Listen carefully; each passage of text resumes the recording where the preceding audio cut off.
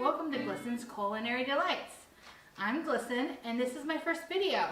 Hi everyone. Today we're going to do something different. Normally we get right to the cooking, but it's been a little over a year since I started my channel, and with the new year I really wanted to start and talk about New Year's resolutions. Specifically the 5 things that I did last year to go from this picture to what you see before you. I worked hard this last year to lose over 110 pounds in a little over 9 months.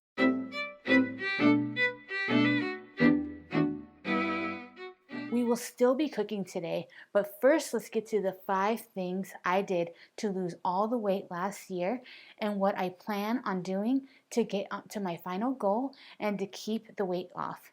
Now, before I get started, I want to say that I am not a personal trainer, I'm not a nutritionist, and I'm not a doctor. So what I did might not work for you. If you want to start losing weight, you should contact a medical professional before you get started. So here are the 5 things that I did. Number 1, get motivated and find your reason. Here's a before and after pic of me.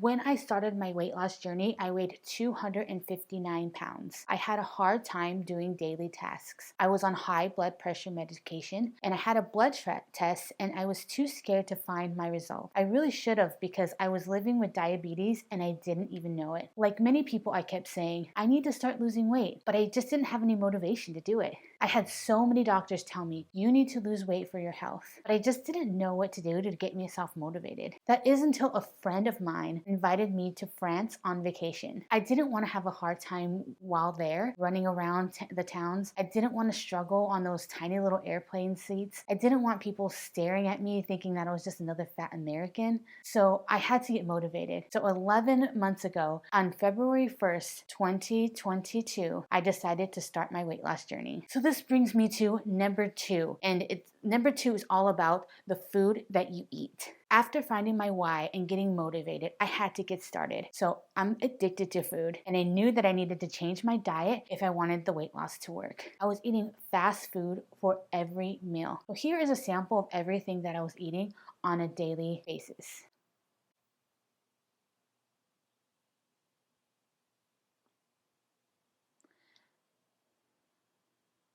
I did the math and that's 5,830 calories. After realizing how much I was eating and how much I was spending to eat that much, I decided to make a huge change and start a ketogenic/keto diet. The keto diet is a high-fat, low-carb diet that helps the body get into a state of ketosis. I was skeptical at first because I love carbs, but I decided to give it a try. The first few weeks were tough because I needed to adjust to a new way of eating. I cut out most carbs, including bread, pasta, rice, and all kinds of sugars. I focused on eating plenty of healthy fats such as avocado, olive oil, nuts, and plenty of protein such as meat, eggs, and dairy. I also made sure to get plenty of green leafy vegetables such as broccoli, spinach, asparagus, and many others. To my surprise, the keto diet worked for me. I started to lose weight quickly and steadily. My energy levels went sky high. I wasn't craving the unhealthy foods that I was before. Now, granted, I did still have my days where I was craving a chocolate shake or some bread because I love bread, but it was so much easier throwing all those things out and getting them out of my house. This brings me to number 3, exercise. When I started, I was going on walks around my neighborhood. I own a treadmill, but it was just collecting dust at home. So I started to walk 1 hour a day. After a few months, I was dropping weight so fast, but I hit a plateau. So I decided to join a gym. This helped supplement the weight loss. Monday, Wednesdays, and Fridays, I do arms, shoulders, and backs weightlifting, and I go on a walk. Tuesdays and Thursdays, I do legs and lower body, and I go for a 40-minute walk. Saturdays is my rest day. I don't do any workouts at all. And then Sundays, we typically go on a hike. So we're almost there. Number 4, cheat meal. It's hard to stay strict 100% of the time. So I allowed myself a cheat meal every Saturday, the day that I film. So I allowed myself to eat everything that I make on my cooking channel on that day. The one rule I had for myself that it was one meal. I didn't eat a ton the whole day, and I only ate until I was full. I didn't overindulge like I used to. This kept me on track and helped me feel like I wasn't depriving myself of all the good things that I love to eat. As you have seen, if you are a subscriber to my channel, you have seen that I love to cook delicious meals. And so if you are starting a new program and you're looking for something to do on your cheat day, go over my channel. All those things that I have made on my channel, I myself have eaten during this time that I have lost so much weight. All right, so our last number 5, and that's the weigh-in and the reset. Every Monday I weighed in and would reevaluate. This is important. With every diet and weight loss program, you will have weeks where you plateau and you don't lose anything. Plateaus are usually reason why people quit and go back to their old ways. I found that with my diet, it was important to stay on track and not get discouraged. So many times I wanted to give up, especially the weeks that I didn't lose anything. But instead of quitting, I decided to take a breath and reevaluate. Did I eat more than I should have? Did I skip any workouts? Or maybe I just did everything right and just gained some muscle. It's important to figure out what went wrong and recalibrate. So I talked about how when I started, I was 259 pounds. Today, I weighed in and I was 149 pounds. So I'm down 110 pounds. I still have about 20 pounds to get to my goal weight. Here is the best part. I was a size 22 and a 2 to 3X size before. I'm a size 6 and a size small to extra small in t-shirts. And it hasn't even been a full year yet. This year, my resolution is to get to my final goal weight and keep it off. I started doing strict keto, but I've modified my diet and I'm doing low carb, high carb days. However you do it, the important thing is to just get started. So to help you with that, I'm going to show you one of my favorite keto recipes that you can meal prep and eat throughout the week. So let's get started on our cooking. Today we're making a keto enchilada bowl. All right, so now that I've talked to you to death about how I've lost weight, how I continue to lose weight, and how I'm keeping it off, we are going to get started on our recipe for this video. I'm going to show you how to make the best keto enchilada bowl, and instead of rice, we're going to be using cauliflower rice to make it even healthier. So as you can see here on the counter, I've got 2 different types of meats. So I've got some flank steak for like carne asada, and then I've got some chicken. Now this is just depending on what your tastes are. If you are wanting to do a diet and you are trying to get lean quickly, I suggest doing chicken because it is less fat than the carne asada is, but the carne asada is so delicious that I had to throw it in as well. And red meat is allowed if you are trying to do a ketogenic diet. So let's get started on the meat. So first we're going to do is we're going to pound it out. So let me show you how that's done. It is covered with plastic wrap. I'm just going to use my meat mallet and we're just going to pound it out. The reason we do this is because flank steak is kind of tough, and so it makes it a lot smoother and nicer and softer. Add some seasoning. Done. Take that layer off the top. And let's season this up. Alright, so normally when I make carne asada, I like to marinate it overnight. But because we're doing a keto recipe, I'm not going to do that. But if you are interested in marinating your carne asada, that is super delicious. And if you're not doing a ketogenic diet, then that is a great option. So go here to this video I filmed earlier in the year when I was in the process of losing weight. So you can see exactly how I made the carne asada and learn that recipe. But for today, I'm just going to drizzle it with some olive oil. After drizzling it, you're going to need one hand. So keep this hand. This is going to be your hand that you're going to use to spread it, and this is going to be your clean hand.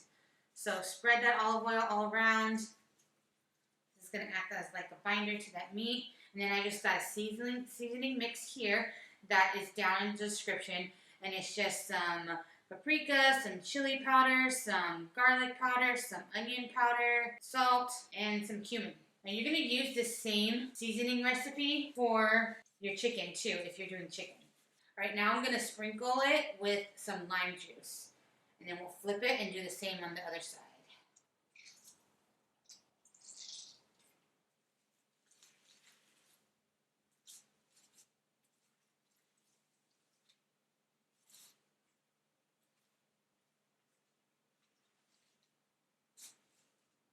Olive oil.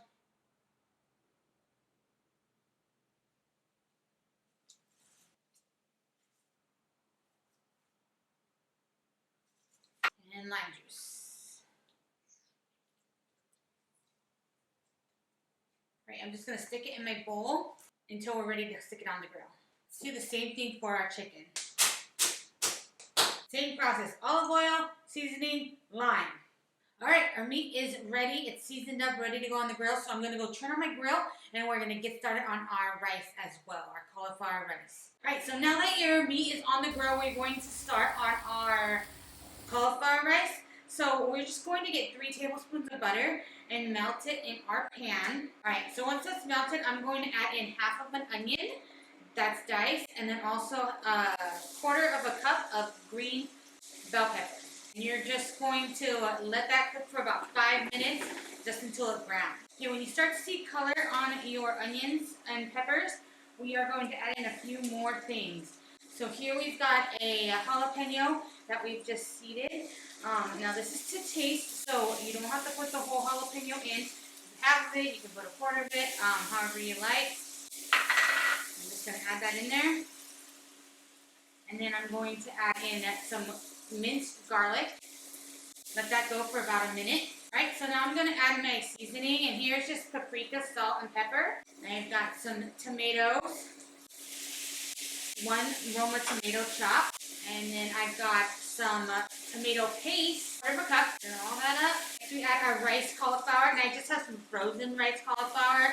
If you have time, then you can get a cauliflower head and just rice it yourself. And lastly, we're going to add 1 cup of water.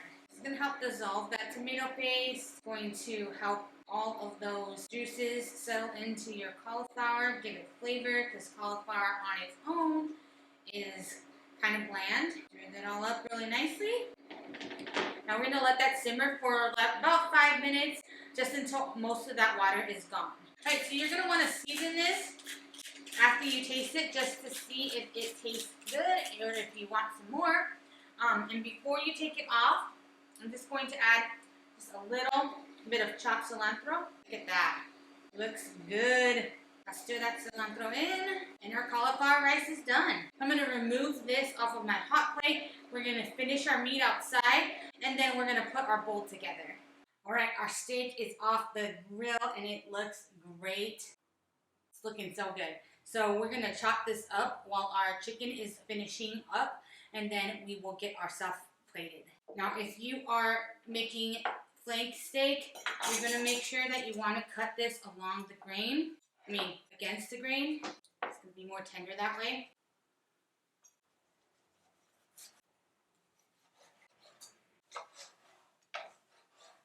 Cut a little piece. Yeah, that's super tender. Check that out. Just tears so easy. So tender. Check out that chicken. Let's get some of this cut up.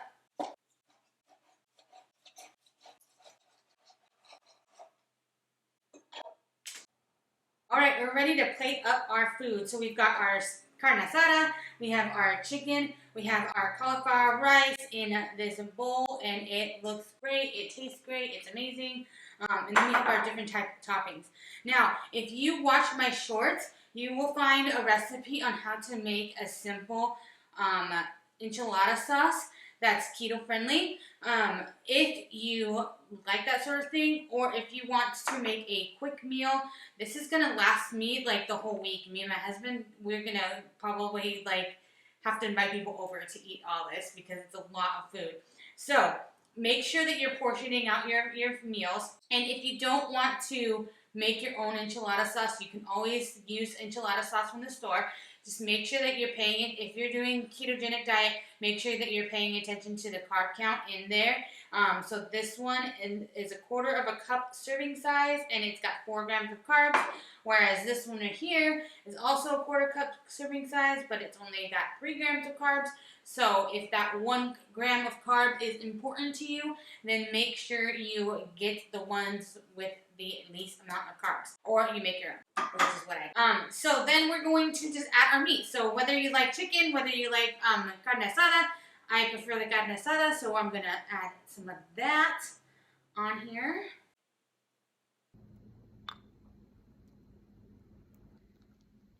All right, that looks amazing. I've just got some Mexican cheese on top, and the enchilada sauce, and I've got some avocados. Now, avocados are really great if you're doing the ketogenic diet. It's like one of my staple things that I eat, and they're delicious, of course. So I'm just going to give this a try now. Oh, it looks so good, guys. It smells so good. Get a little bit of that cauliflower rice, get a little bit of the carne asada, the enchilada sauce, all of it together. Oh my gosh, guys. You make this, and you will not be sorry. It does not even taste like you're eating diet food. And this is something that I've made while on my diet and eaten and lost weight. Definitely try this recipe, whether you're trying to lose weight or you're just trying to be healthier. It's delicious. Catch me on my next video where we make something else super amazing. As I said in the very beginning, if you are interested in making my carne asada, then here's the link. And I'll catch you next time. Have a great day.